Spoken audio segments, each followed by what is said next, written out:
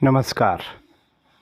आपका भाग 4 में अभिनंदन ठाकुर स्टाइल सौगिरौना की ओर से।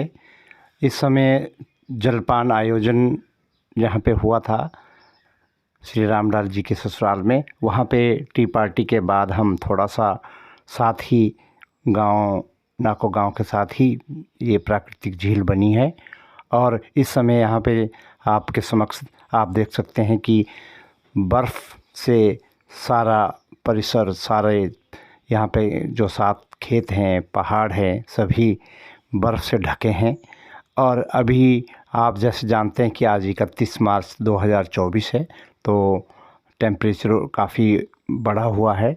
इस वजह से ये झील अब इसमें पानी है और सर्दियों में ये झील पूर्णतः जम जाती है और यहाँ पे फिर आइस स्केटिंग की जो खेल-कूद प्रतियोगिताएं आयोजित की जाती हैं। अंतर्राष्ट्रीय स्तर पर भी यहाँ पे जो खिलाड़ी हैं यहाँ पे आते हैं और इस आइस स्केटिंग रिंग बिल्कुल तैयार हो जाती है और यहाँ पे आइस स्केटिंग करते हैं।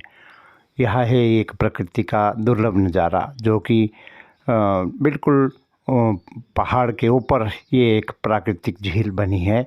हमारे साथी भी यहाँ पर अपने अपने मोबाइल में इन दृश्यों को कैद करने के लिए बिल्कुल ललायित हैं।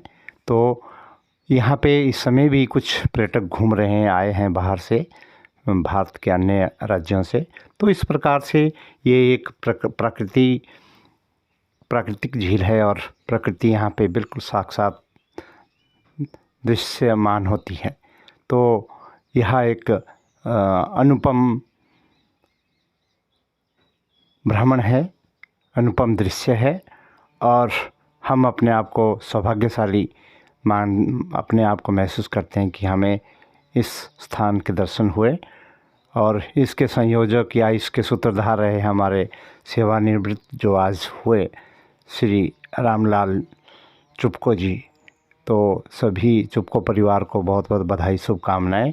और हम वैसे तो बिल्कुल ठंड का सारा सामान लेकर साथ हैं, लेकिन आज मौसम बहुत अनुकूल है और यहाँ पे हम नाकों में रुके हैं और यहाँ से फिर हम आगे यहाँ से प्रस्थान करेंगे। थोड़ी सी ही दूर पे आगे मलिंग नाला है जो कि सबसे इस पूरे भ्रमण या पूरे जो इस हमारा रामपुर से चांगो का जो सफ़र है, ये सबसे ही एक डेंजरस पॉइंट है।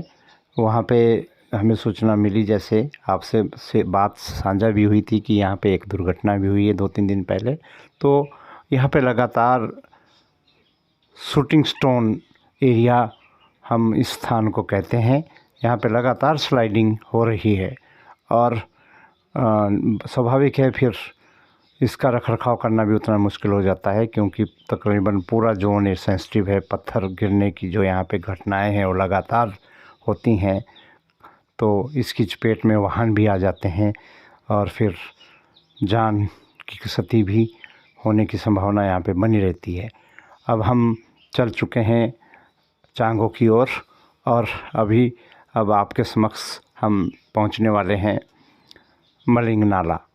वहाँ पे हमने गाड़ियाँ पार्क की और फिर वहाँ से पैदल उस लैंडस्लाइड एरिया को क्रॉस किया।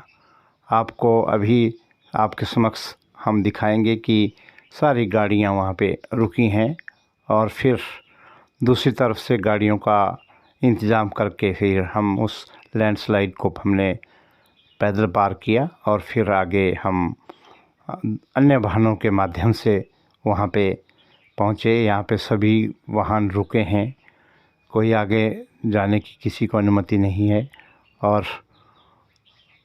यहाँ पे इस लैंडस्लाइड को क्लियर करने में भी समय लगेगा और आज काफ़ी अब शाम का समय हो चुका है, इस वजह से अब ये कार्य रोक दिया गया है और सभी वाहन अब हम भी वहाँ पे रहेंगे, हमारी गाड़ियाँ भी यहीं रहेंगी और उसके बाद हम पैदल वहाँ से निकलेंगे और फिर हम गंतव्य स्थान चांगो पहुँचेंगे।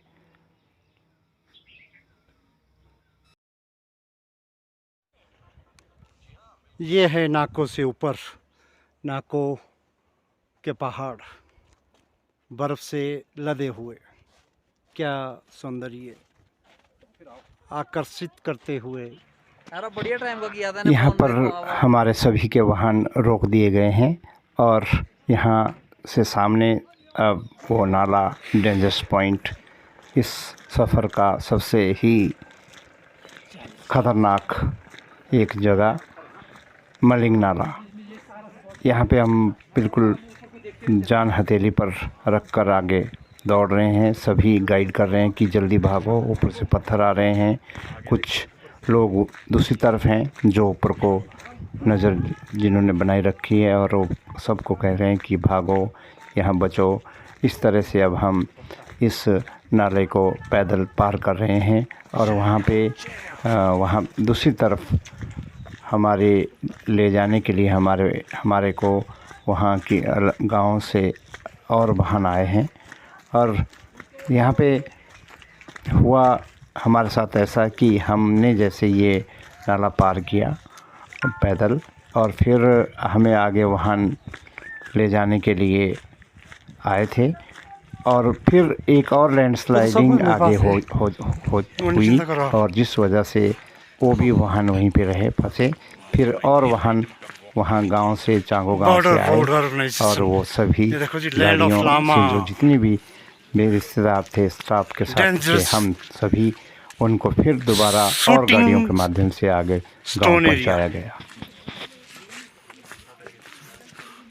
भयंकर सारी शिलाएं बैठ रही हैं और यहाँ से क्रॉस करना बहुत ही जोखिम भरा है।